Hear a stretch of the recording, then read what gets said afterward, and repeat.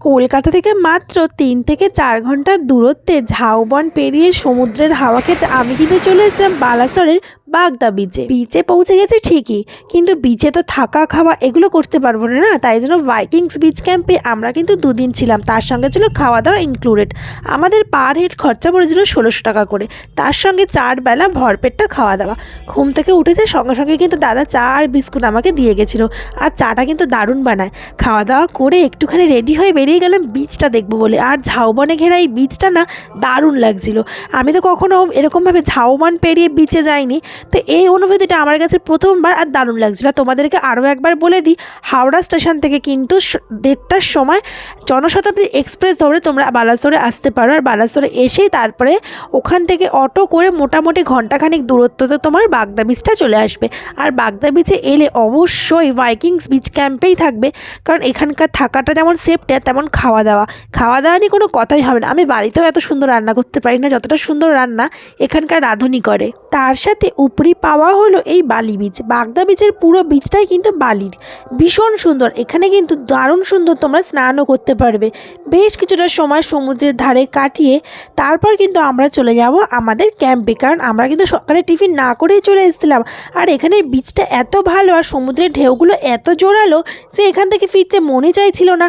আর বেশ অনেকটা দূর কিন্তু হেঁটেও যাওয়া যায়। যাই হোক, এবার কিন্তু আমরা আমাদের ক্যাম্পে ফিরে এসেছিলাম। আগের দিন যেহেতু রাত্রেবেলায় এসেছিলাম, সেই জন্য ওয়েলকাম ড্রিঙ্কস আর নেওয়া হয়নি, তাই ওনারা কিন্তু মনে করে আগে ওয়েলকাম ড্রিঙ্কসে ডাবের জলটা দিয়েই দিল। ডাবের জল খেতে আমি যত না ভালোবাসি, তার থেকে বেশি ভালোবাসি ডাবের শ্বাস খেতে।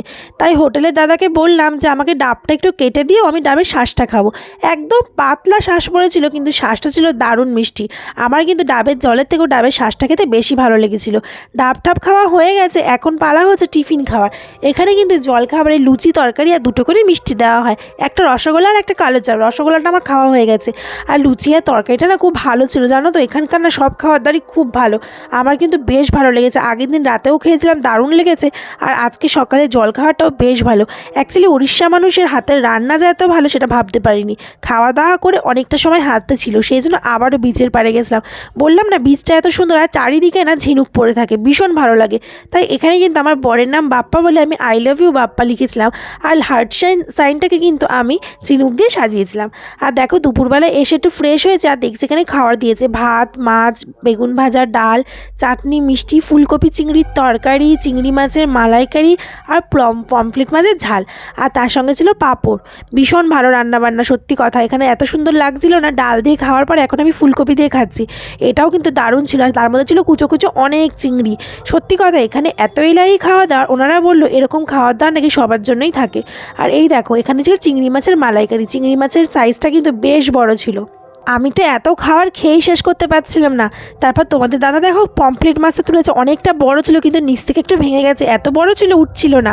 যাই হোক, ওরও কিন্তু রান্নাবান্না খুব ভালো লেগেছে। আমি তো সব কিছুতেই ভালো বলি, আর ও যেটা আছে ও কিন্তু ভালোকে ভালো সেটা বলতে পারে। আর ও সত্যি করে বলতে ওরও খুব ভালো লেগেছে। তাছাড়া অনেক রকম আরও গেস্ট এসেছিলো, তাদের কাছ থেকেও শুনেছিলাম তাদেরও নাকি খাবার দাবার বেশ ভালো লেগেছে। তারপর দুপুরবেলা একটু ঘুমিয়েছিলাম, আর বিকেলবেলায় কিন্তু বিচের ধারে আমি আবারও এসেছি। কেন বলো তো, বিচটা সত্যিই অনেক সুন্দর। যারা এখনও বাগদা বিচে আসোনি, তারা অবশ্যই বাগদা বিচে কিন্তু এসে ঘুরে যেতে পারো। তোমাদের সবার কিন্তু ভালো লাগবে। দীঘা, পুরী, মৌসুমী দ্বীপ অনেক তো হলো, এবার একবার বালাসরের বাগদা বিচটা দেখো। এইখানে বিচটাই কিন্তু অনেকটা পুরীর সমুদ্রের একটা ছোঁয়া তোমরা পেয়ে যাবে, যেটা কিন্তু আমার ভীষণ ভালো লেগেছে। ভীষণ ভালো লাগছিলো। এখানে কিন্তু অনেক রকম রাইড ছিল, বাইক রাইড ছিল, স্কুটি রাইড ছিল, আরও অনেক কিছু, যেগুলোর নাম আমি সঠিক জানি না, কিন্তু আমি ওগুলো কিছু করিনি। আর বাগদা বিচের বালাসরের এই দিকটায় কিন্তু অনেক কাজু গাছ পাওয়া যায়। তা আমাকে না একজন গ্রামবাসী একটা কাজু দিয়েছিল খাওয়ার জন্য অনেকগুলো, তো সেগুলোকেই আমি ঝাউবনে দাঁড়িয়ে ঘুরে ঘুরে আর কি খাচ্ছিলাম। কাজু খেতে তো আমার ভীষণই ভালো লাগে। যাই হোক, কাজু খাওয়া দাওয়ার পর অন্ধকার নেমে আসার আগে আমি কিন্তু আমাদের ক্যাম্পে ফিরে যাব, কারণ এই বিচে কিন্তু সন্ধ্যা নেমে গেলে কাউকে আর অ্যালাউ করা হয় না। কাজু খেয়ে বিচটা ঘুরে সন্ধ্যে নামার আগেই কিন্তু ক্যাম্পে ফিরে এসেছিলাম, আর এসে দেখলাম এখানে কিন্তু বনফায়ারের একটা বিশাল আয়োজন হয়েছে, আর চারিদিকটা কিন্তু আলোয় সেজে উঠেছে। আর এই ঠান্ডার মধ্যে গরম তাপ নিতে আমার কিন্তু বেশ ভালো লাগছিল। আর দেখতে দেখতে দেখো আমার কাছে চা চলে এসেছে। চা বিস্কুট আর ছিল ভেজ পকোড়া।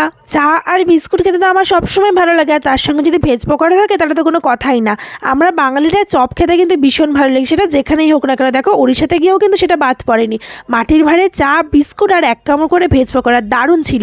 এরপরে শুরু হয়ে গেল বারবিকিউ। আগের দিন যেহেতু চিকেন বারবিকিউ খেয়েছিলাম, আজকে কিন্তু একটু অন্যরকম ট্রাই করেছি। পমপ্লেট, কাঁকড়া, চিংড়ি এইসব খাওয়া দাওয়া করেছি। সবটাই তোমাদেরকে দেখাবো। তার আগে চলো দেখিয়ে দিই হোটেলটা কত সুন্দর লাগছে। ক্যাম্পটা কিন্তু আলো দিয়ে দারুণ সাজানো হয়েছে, যে কোনো মানুষের মন ছুঁয়ে যাবে। আমারও বেশ ভালো লাগছিল। এইসব দেখতে দেখতে ডাক এলো খাবার টেবিলের। দেখো চলে এসছে, আর কত কিছু আয়োজন, দেখে তো একদম পাগলই হয়ে যাচ্ছি। যেন মনে হচ্ছে গুপি আর বাঘা আমাদেরকে ভর করেছে, আর ভর করে এত কিছু খাবার আমাদের গিফট করে দিয়েছে। চলো তোমাদেরকে বলে দিই কী কী মেনুতে ছিল। ছিল হচ্ছে কাঁকড়া ফ্রাই, ছিল হচ্ছে চিংড়ি ফ্রাই, আর ছিল পমপ্লেট মাছের ফ্রাই আর পমপ্লেটের বারবিকিউ। সব কটা রান্নাই কিন্তু দারুণ ছিল। আর ছিল বুলাগন খেতে কিন্তু আমার বেশ ভালো লাগে। অন্যান্য জায়গায় স্প্রাইটের মতন ফিল পেলেও এখানে কিন্তু আমার একটু বেশিই ভালো লেগেছে। আর এত কিছু ফ্রাই খেয়ে আমি না মোটা হয়ে যাই, কিন্তু মোটা হওয়ার কথা তো ভাবলে চলবে না। এত সুন্দর সুন্দর টেস্টি খাওয়া ছেলে তো আমার লস হয়ে যাবে। তাই সব কিছু কিন্তু আমি সুন্দর করে খেয়ে নিয়েছি। আমি কিন্তু একা খাইনি, ভিডিওটা যে করে দিয়েছে সেও কিন্তু খেয়েছে। শুধু আমাকে দেখছে বলে ভেবো না যেটা আমি একা খেয়েছি। আমার বড় কিন্তু আমাকে সঙ্গ দিয়েছে, নাহলে কি আমার পক্ষে এতটা খাওয়া সম্ভব বলো তো? খাওয়া দাওয়া শেষে চলো তোমাদেরকে আর একবার এই ক্যাম্পটা ঘুরিয়ে দেখিয়ে দিই। এই ক্যাম্পটার নাম হলো ভাইকিংস বিচ ক্যাম্প। একদম সুন্দর দারুণ আলো দিয়ে সাজানো। দেখতে পাচ্ছ এখানে কতগুলো স্কটেজ আছে। এখানে কিন্তু গ্রুপ স্কটেজও আছে আর কাপল থাকারও স্কটেজ আছে। তার সঙ্গে কিন্তু অনেকটা টেন্টের ব্যবস্থাও রয়েছে। এখানে কিন্তু তোমার ফ্যামিলি টেন্টও পেয়ে যাবে, আর দুজন থাকতে চাইলে সেটাও পেয়ে যাবে। সাজানো গোছানো ক্যাম্প দেখতে দেখতে আর বনফায়ারে আনন্দ নিতে কখন যে রাত হয়ে গেল বুঝতেই পারলাম না। আর দেখলাম রাতের জন্য খাবার দাবার চলে এসছে। সাদা ভাত, মিক্সড সবজি, ডাল, চাটনি, পাঁপড়, মিষ্টি, আর তার সঙ্গে ছিল চিকেন কষা। এখানে কিন্তু 2 দিনই রাত্রেবেলা চিকেন দিয়েছিল, মাটন দেয়নি। আমার যা মনে হলো এখানে কিন্তু রাত্রেবেলা করে চিকেনটাই দেওয়া হয়। একদিকে ভালো, পেটটা একটু ঠিকঠাক থাকবে। যাই হোক, আজকে ভিডিও তোমাদের কেমন লাগলো প্লিজ কমেন্ট করে